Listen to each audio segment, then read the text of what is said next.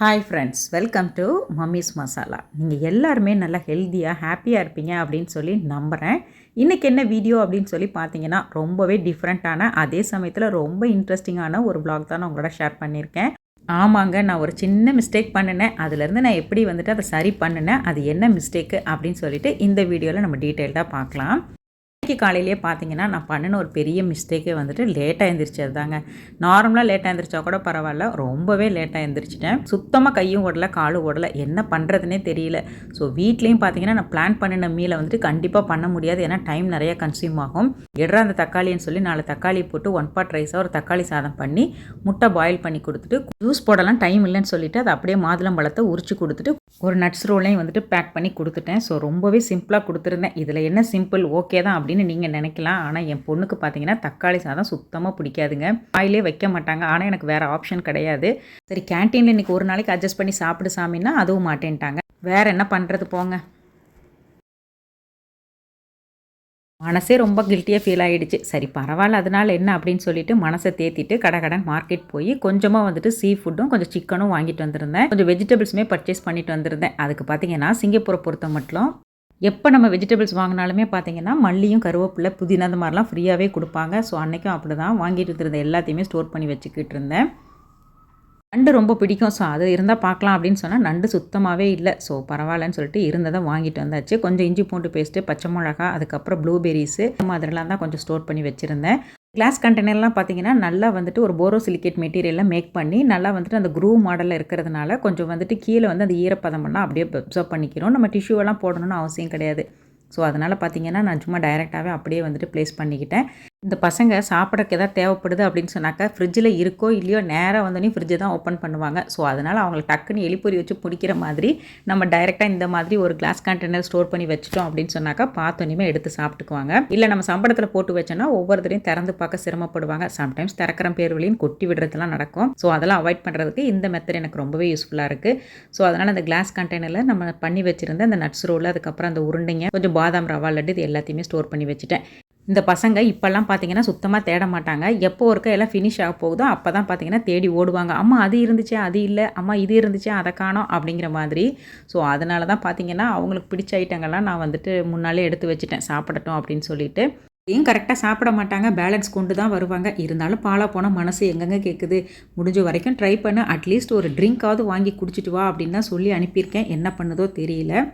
என்ன தான் ஒரு பக்கம் வந்துட்டு பிள்ளைங்க அவுட் சைட் ஃபுட்டாக அந்த அளவுக்கு விரும்பி சாப்பிட்றதில்ல அப்படின்னு சொல்லி நம்ம சந்தோஷப்பட்டால் கூட இந்த மாதிரி ஒரு இக்கட்டான சூழ்நிலையிலையும் கொஞ்சம் அடாப்ட் பண்ண முடியலையே அப்படின்னு நினைக்கும் போது கொஞ்சம் வருத்தமாக தான் இருக்குது. என்ன பண்ணுறது. முன்ன மாதிரிலாம் நான் இப்போ 1 கிலோ அந்த மாதிரிலாம் அதிகமாக வாங்குறது கிடையாது. இப்போல்லாம் 1/2 கிலோ தான் வாங்குறது. ஏன்னா அந்த பசங்க வந்து அந்தளவுக்கு சாப்பிட்றது கிடையாது. ஸோ நம்ம தான் பார்த்தீங்கன்னா மனசு கேட்காம அதே இதே வாங்கவும் சமைக்கவும் கொடுத்தா இந்த பசங்க ஒழுங்காக வாங்க சாப்பிட்றாங்க. ஸோ அன்றைக்கும் அப்படி தான் 1/2 கிலோ தான் ப்ரான் வாங்கி கொஞ்சம் மிளகெல்லாம் தூக்கலாக போட்டு நல்லா இந்த கிளைமேட்டுக்கு ஏற்ற மாதிரி கொஞ்சம் காரசாரமாக தான் வச்சுருந்தேன். இதுவே பார்த்தீங்கன்னா நாளைக்கு வரைக்கும் கூட சம்டைம்ஸ் எல்லாம் வந்து போஸ்ட்போன் ஆகுனா பார்த்துக்கோங்களேன். ஒரு நாள் இல்லாத திருநாளாக இந்த வருஷம் தீபாவளிக்கு நான் செஞ்ச ஸ்வீட்லேயே பார்த்தீங்கன்னா இந்த மைசூர் பாக்கு என் பொண்ணுக்கு ரொம்ப பிடிச்சிருச்சுங்க. முன்னெல்லாம் பார்த்தீங்கன்னா நம்ம ஊர் ஸ்வீட்ஸ் எல்லாம் எதுவுமே கடையில் வாங்கினாலும் சரி வீட்டில் பண்ணாலும் சரி தொட்டு கூட பார்க்க மாட்டாங்க. ஆனால் இந்த வாட்டி மட்டும் பார்த்தீங்கன்னா அம்மா அந்த மைசூர் பாக்குன்னு ஒன்று பண்ணிங்களா, திருப்பி பண்ணி தரீங்களா அப்படின்னு சொல்லி கேட்டுக்கிட்டே இருந்தாங்க. ஒரு 2 நாள் கழித்து செஞ்சு தரேன் அப்படி இப்படின்னு சொல்லிக்கிட்டு இருந்தேன். அன்னைக்கு சடனாக அந்த விஷயம் ஞாபகம் வந்துச்சு. சரி பாப்பாவுக்கு சர்ப்ரைஸாக பண்ணிடலாம் அப்படின்னு சொல்லிட்டு இந்த சாஸ்பேன்லேயே பண்ணியிருந்தேன். ஏன்னா இது வந்து பாட்டம் நல்லா ஹெவியாக இருக்கிறதுனால நல்லா வந்துட்டு ரொம்ப நேரத்துக்கு வந்து கிண்டுறதுக்கு நல்லா ஈஸியாக இருக்கும். ரெண்டாவது கொஞ்சம் குவான்டிட்டி தான், அதனால் எனக்கு இதுவே போதுமானதாக இருக்கும் அப்படின்னு சொல்லிட்டு ஒரு 1.5 கப்பு சுகரை ஒரு 1/2 கப்பு தண்ணியில் வந்து நல்லா குறைய விட்டுட்டு நம்ம கரைச்சி வச்சுருக்கிற இந்த மைசூர் பாக் மிக்சரை இது கூட மிக்ஸ் பண்ணிவிட்டு நல்லா நெய் விட்டு கிளறி எடுத்தோம்னா நல்லா சாஃப்டாக பஞ்சு போல் வாயில் வச்சோன்னுமே கரைஞ்சி போகிற மாதிரி இருக்கிற அந்த சூப்பரான மைசூர் பாக் வந்து ரெடி ஆகிடும்.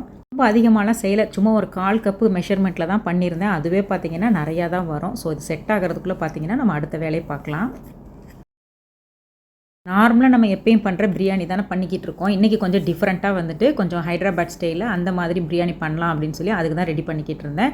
ஒரு 1/2 கிலோவுக்கும் கொஞ்சம் கூட ஒரு 600 கிராம் அளவு இருக்கும். அந்த அளவு சிக்கன் மட்டும் எடுத்துகிட்டு அதுக்கு தேவையான அளவு மிளகாத்தூள், மல்லித்தூள், அதுக்கப்புறம் வந்துட்டு கரம் மசாலா, இஞ்சி பூண்டு பேஸ்ட்டு, சால்ட்டு, லெமனு, இது கூடவே பார்த்திங்கன்னா கொஞ்சம் பெப்பர் தூள் எல்லாமே ஆட் பண்ணிவிட்டு தேவையான அளவு நெய், எண்ணெய் எல்லாமே சேர்த்து நல்லா மிக்ஸ் பண்ணிக்கணும். கொஞ்சமாக வந்துட்டு எண்ணெயில் ஃப்ரை பண்ணால் ஆனியன் இருந்துச்சுன்னா அதையும் இது கூட சேர்த்துட்டு நல்லா வந்துட்டு மேரினேட் பண்ணி வச்சிடணும். இது கூட ஒரு 6 டேபிள் ஸ்பூன் அளவுக்கு தயிரும் சேர்த்துக்கணும்.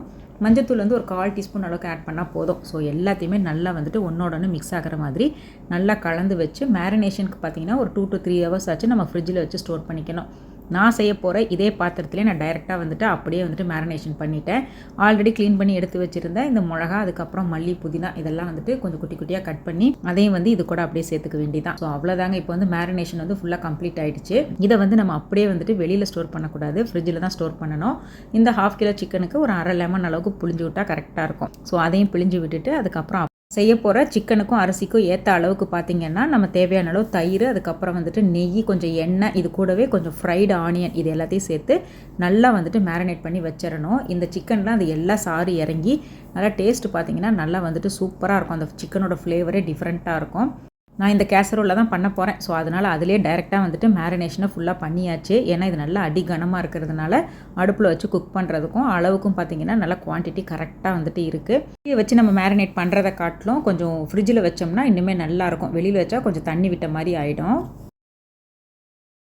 ஒரு 2 மணி நேரம் ஆயிடுச்சு. ஸோ இப்போ வந்துட்டு இதுக்கு தேவையான அளவுக்கு வந்துட்டு நம்ம ரைஸ் குக் பண்ண ஸ்டார்ட் பண்ணிடலாம். நான் இன்றைக்கி ஒரு 2 கப் அளவுக்கு பாஸ்மதி ரைஸ் எடுத்திருக்கேன். இதை வந்து ஒரு குறைஞ்சது ஒரு 30 நிமிஷமாச்சும் நல்லா ஊற வச்சுட்டு அதுக்கப்புறம் ஆட் பண்ணுறப்ப நல்லா சீக்கிரமாக வெந்து வந்துடும்.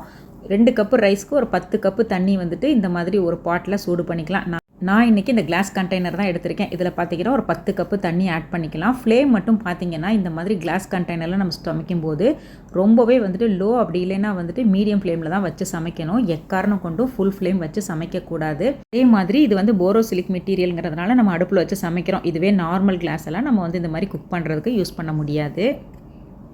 முடிஞ்ச வரைக்கும் குக்கிங்க்கு யூஸ் பண்ணும்போது ரொம்ப கேர்ஃபுல்லாக வந்துட்டு ஹேண்டில் பண்ணணும். இது கூடவே பார்த்தீங்கன்னா பட்டை, கிராம்பு, ஏலக்காய், பிரிஞ்சி இலை இது எல்லாமே ஒரு 4 பீஸ் அளவுக்கு ஆட் பண்ணிக்கலாம். தண்ணியில் வந்து நல்லா அந்த ரைஸ் போட்டு குக் பண்ணும்போது அந்த ஃப்ளேவர்லாம் அந்த ரைஸில் இறங்கி நல்லா வாசனையாக இருக்கும். ஸோ அதனால தான் இதெல்லாம் ஆட் பண்ணுறோம். ஸோ இதெல்லாம் முழுசாகவே ஆட் பண்ணிக்கலாம். நம்ம ஆல்ரெடி அதுலேயும் பவுடர் ஆட் பண்ணியிருக்கோம். ஸோ அதனால் சும்மா கொஞ்சமாக வந்து வாசனைக்கு ஏற்ற மாதிரி பட்டை, கிராம்பு, ஏலக்காய், பிரிஞ்சி இலை இதை மட்டும் சேர்த்துட்டு இது கூடவே புதினா, மல்லியை நல்லா குட்டி குட்டியாக சாப் பண்ணி அதையுமே இது கூட ஆட் பண்ணிக்கலாம். ஸோ பார்க்கவே ரொம்ப அழகாக இருந்துச்சு. அந்த கிளாஸ் கண்டெய்னரில் குக் பண்ணும்போது அப்படி ஒரு எக்ஸைட்டிங்காக இருந்துச்சு. இந்த சாதத்துக்கு தேவையான அளவு சால்ட்டை வந்துட்டு இந்த தண்ணி கூடயே மிக்ஸ் பண்ணிவிட்டு ஒரு லிட்டு போட்டு க்ளோஸ் பண்ணிக்கலாம். ஒரு 10லேருந்து 12 நிமிஷத்துலேயே வந்துட்டு நல்லா சூப்பராக தண்ணி சூடாகி கொதிக்க ஆரம்பிச்சிடும். அந்த ஸ்டேஜில் நம்ம ஊற வச்சுருக்கிற பாஸ்மதி அரிசி இது கூட மிக்ஸ் பண்ணிக்கணும். லைட்டாக மட்டும் நம்ம மெட்டல் கரண்டிலாம் எதுவும் யூஸ் பண்ணாமல் உட்டன் ஸ்பூனை யூஸ் பண்ணி லைட்டாக வந்துட்டு மிக்ஸ் கொடுத்துட்டோம் அப்படின்னு சொன்னாக்கா நல்லா வந்து அந்த ஃப்ளேவர், அதுக்கப்புறம் அந்த சால்ட் எல்லாம் அந்த ரைஸோட மிக்ஸ் ஆகிரும். ஒன்ஸ் நல்லா குக் ஆகி ஒரு 70% ரொம்ப குக்காக விட்டுறக்கூடாது. ஒரு 3/4 பதம் குக் ஆன உடனேமே நம்ம கரெக்டாக வந்துட்டு இதிலேருந்து வடித்து எடுத்துக்கணும். கொஞ்சம் கூட வந்துட்டு தண்ணியே இல்லாமல் இந்த சாதத்தை வடித்து எடுத்துட்டு அதுக்கப்புறம் இதை அப்படியே வந்து நம்ம ஆல்ரெடி மேரினேட் பண்ணி வச்சுருக்கோம் இல்லைங்களா, அந்த சிக்கனை அது மேலே லேயர் பை லேயராக ஆட் பண்ண வேண்டியதான். ஃபஸ்ட்டு ஒரு லேயர் வந்துட்டு இந்த ரைஸை வடிச்சிட்டு அது கூட மிக்ஸ் பண்ணி விட்டுட்டு நல்லா ஃப்ளாட்டாக வந்துட்டு ஸ்ப்ரெட் பண்ணி விட்டுறணும். ஒரு லேயர் மாதிரி ஃபார்ம் பண்ணி வச்சுட்டு அதுக்கப்புறம் இதுக்கு மேலேயே கொஞ்சமாக மல்லி, புதினா பொடுசாக கட் பண்ணதே ஆட் பண்ணிவிட்டு கொஞ்சமாக ஃப்ரைடு ஆனியனே ஆட் பண்ணிக்கணும். இந்த மீன் டைமில் ஒரு 1/4 கப் அளவுக்கு பால், காய்ச்சின பால் கூட கொஞ்சமாக வந்துட்டு குங்குமப்பூவை சேர்த்து காய்ச்சி எடுத்துருக்கணும். அந்த சூடான பாலையும் ஒரு ஸ்பூன் அளவுக்கு இதில் மிக்ஸ் பண்ணிக்கலாம். திரும்பவும் பார்த்திங்கன்னா பேலன்ஸ் இருக்க ரைஸு அதுக்கப்புறம் அதே மாதிரி தான் சேம் ப்ரொசீஜர். மல்லி, புதினா, இந்த ஃப்ரைடு ஆனியன், அதுக்கப்புறம் வந்துட்டு அந்த இருக்கிற அந்த குங்குமப்பூ சேர்த்த பாலையும் இது சேர்த்துட்டு நல்லா மிக்ஸ் பண்ணி விட்டுறணும். ஸோ அவ்வளோதான். இப்போ வந்து பார்த்திங்கன்னா எல்லாம் ரெடி ஆகிடுச்சு. லாஸ்ட்டாக ஒரு 1/2 கப்பு மட்டும் நம்ம ஆல்ரெடி வடித்த தண்ணியிலேருந்து கொஞ்சம் எடுத்து இது மேலே ஊற்றிக்கலாம். ஏன்னா கொஞ்சம் சிக்கன்லாம் வேகணும் அப்படின்னு சொல்லிட்டு எனக்கு இன்றைக்கி இலை கிடைக்கல. அதனால் நான் அலுமினியம் ஃபாயில் வச்சுட்டு லிட்டு மாதிரி க்ளோஸ் பண்ணிவிட்டு தோசைக்கல் மேலே ஒரு 30 மினிட்ஸ் லோ ஃப்ளேமில் வச்சு எடுத்தோம்னா சூப்பராக தம் ஆகிடும். அதுக்குள்ளே பார்த்தீங்கன்னா மைசூர் பாக்கு ஒரு பக்கம் செட் ஆகிடுச்சு. ஸோ அதையும் வந்துட்டு அழகாக கட் பண்ணி எடுத்துக்கலாம். நான் எப்போயுமே பார்த்தீங்கன்னா எண்ணெயெல்லாம் விடவே மாட்டேன். எப்போவுமே கீ மட்டும்தான் ஆட் பண்ணுறது. நெய் சொட்ட சொட்ட சூப்பர் அண்ட் டேஸ்டியான மைசூர் பாக் ரெடி. 30 மினிட்ஸ் வந்துட்டு நம்ம லோ ஃப்ளேமில் குக் பண்ணி எடுத்துகிட்டு அதுக்கப்புறம் ஒரு 10-15 நிமிஷம் கழித்து தான் தம்மை வந்து ஓப்பன் பண்ணி பார்க்கணும். அப்போ தான் பர்ஃபெக்டாக குக் ஆகியிருக்கும். பாருங்களேன் எவ்வளோ சூப்பராக வந்துட்டு அந்த குங்குமப்பூ ஃப்ளேவரோட அவ்வளோ சாஃப்டாக டேஸ்டியாக ஜூஸியாக இருந்துச்சு. இந்த ஹைதராபாடி சிக்கன் பிரியாணி கண்டிப்பாக நம்மளும் ஒரு தடவை ட்ரை பண்ணி பார்க்கலாம். சரி, ஸ்டார்டருக்கு ஒன்றும் இல்லையா அப்படின்னு யோசிக்கும் போது தான் வீட்டில் இருந்த பீட்ரூட் வச்சு ஒரு சூப்பரான பீட்ரூட் சூப் பண்ணிட்டேன். இதுக்கு வந்து பார்த்திங்கன்னா நான் தக்காளி, பூண்டு, சீரகம், அதுக்கப்புறம் கொஞ்சமாக வந்துட்டு வெங்காயம், பீட்ரூட்டு எல்லாத்தையும் சேர்த்து நல்லா மிக்சியில் அரைச்சி எடுத்துகிட்டு அதுக்கப்புறம் நல்லா கொதிக்க வச்சு தேவையான அளவு சால்ட்டு, பெப்பர் இதெல்லாம் போட்டு கொஞ்சம் மிக்ஸ் பண்ணிவிட்டு லாஸ்ட்டாக கொஞ்சம் பட்டரும் அதுக்கப்புறம் மல்லித்தலையும் தூவி இறக்கணும்னா சூப்பரான பீட்ரூட் சூப் ரெடி. என்னென்னலாம் நம்ம சமைச்சிருக்கோம் அப்படின்னு சொல்லிட்டு ஒரு சின்ன ரீகேப் பார்க்கலாம். சிக்கன் தம் பிரியாணி, அதாவது இந்த ஹைட்ராபாடி சிக்கன் பிரியாணி, அதுக்கப்புறம் வந்துட்டு மிளகு போட்ட அந்த ப்ரான் கிரேவி, கூடவே இந்த குட்டி ஆரஞ்சு இருக்கும்லங்க, அது மேண்ட்ரின் ஆரஞ்சு, அதையும் கொஞ்சம் உரிச்சு வச்சு, கொஞ்சம் வந்துட்டு நம்ம செஞ்ச மைசூர் பாக்கு, அதுக்கப்புறம் அந்த நட்ஸ் உருண்டை அப்படி இப்படின்னு சொல்லி டின்னர் பிளேட்டை கொஞ்சம் கலர்ஃபுல்லாக செட் பண்ணியாச்சு. ரொம்ப ஆஹா ஓஹோன்னு இல்லைனாலும் என் பொண்ணுக்கு பிடிச்ச மாதிரி பார்த்து பார்த்து சமைச்சு சர்ப்ரைஸுங்கிற பேரில் நமக்கு நாமே சொல்லி சாப்பிட்டுக்க வேண்டியது தான். நமக்கு வெளியில இருந்தெல்லாம் யாரும் சர்ப்ரைஸ் பண்ண வரமாட்டாங்க, நமக்கு நம்மளே தாங்க. ஒரு வழியாக நான் பிளான் பண்ண மாதிரி எல்லாத்தையுமே கரெக்டாக பண்ணி முடிச்சிட்டேன். நான் பண்ணி முடிக்கவும் என் பசங்க கால் பண்ணவும் கரெக்டாக இருந்துச்சு. ஏன்னா வந்துக்கிட்டு இருக்கேம்மா அப்படின்னு சொல்லியிருந்தாங்க. லைட்டாக வந்துட்டு இந்த சூப்பை மட்டும் சூடு பண்ணி எடுத்துக்கிட்டேன். எனக்கு என்னமோ நான் சமைச்சதுலேயே இந்த பீட்ரூட் சூப்பு தான் ரொம்ப பிடிச்சிருந்துச்சி. ஏன்னா கலரும் சரி, அதை பார்க்கும்போதே அதை சாப்பிடணுங்கிற மாதிரி இருந்துச்சு. அவ்வளோ டெம்ப்டிங்காக. இது கூடவே கொஞ்சமாக வந்துட்டு சாதமும் அதுக்கப்புறம் ரசமும் தான் பண்ணியிருந்தேன். ஏன்னா எங்கள் வீட்டில் அவங்க சிக்கன் சாப்பிட மாட்டாங்க, அவங்களுக்காக. ஸோ ப்ரான் கிரேவி இந்த மாதிரி வச்சு அன்னைக்கு டின்னரை வந்து நாங்கள் சூப்பராக சாப்பிட்டோம். ஸோ எங்கள் வீட்டு டின்னர் வந்து உங்களுக்கு ரொம்ப பிடிச்சிருந்துச்சி அப்படின்னு சொன்னாக்கா மறக்காமல் கமெண்ட்டில் ஷேர் பண்ணுங்கள். இந்த டேட்ஸும் நட்ஸும் போட்டு பண்ணினா இந்த நட்ஸ் பால் பார்த்திங்கன்னா அவ்வளோ ஹெல்த்தியாக இருக்கும், அதே சமயத்தில் டேஸ்டியாகவும் இருக்கும், குழந்தைங்க விரும்பி சாப்பிடுவாங்க. இதோட டீட்டெயில்டு ஃபுல் ரெசிபி வீடியோ வந்து நம்ம சேனலில் இருக்குது. யாருக்காவது தேவைப்பட்டுச்சு அப்படின்னு சொன்னாக்கா செக் பண்ணி பார்த்துக்கோங்க. டேஸ்ட்டுக்கு நான் கேரண்டி அந்தளவுக்கு சூப்பராக இருக்கும். ஆல்மோஸ்ட் நம்ம வீடியோவோட எண்டுக்கு வந்துட்டோம். இந்த வீடியோ வந்துட்டு உங்களுக்கு கொஞ்சமாவது யூஸ்ஃபுல்லாகவும் இன்ட்ரெஸ்டிங்காகவும் அட்லீஸ்ட் ஒரு டைம் பாஸிங்காக இருந்துச்சு அப்படின்னு சொல்லி ஃபீல் பண்ணிங்கன்னா மறக்காமல் ஒரு லைக் மட்டும் பண்ணுங்கள். நெக்ஸ்ட் வீக் இன்னொரு இன்ட்ரெஸ்டிங் லாங் வீடியோவில் வந்து உங்களை நான் மீட் பண்ணுறேன். வீடியோ உங்களுக்கு பிடிச்சிருந்தா சப்ஸ்கிரைப் பண்ணுங்கள். தேங்க்ஸ் ஃபார் வாட்சிங்.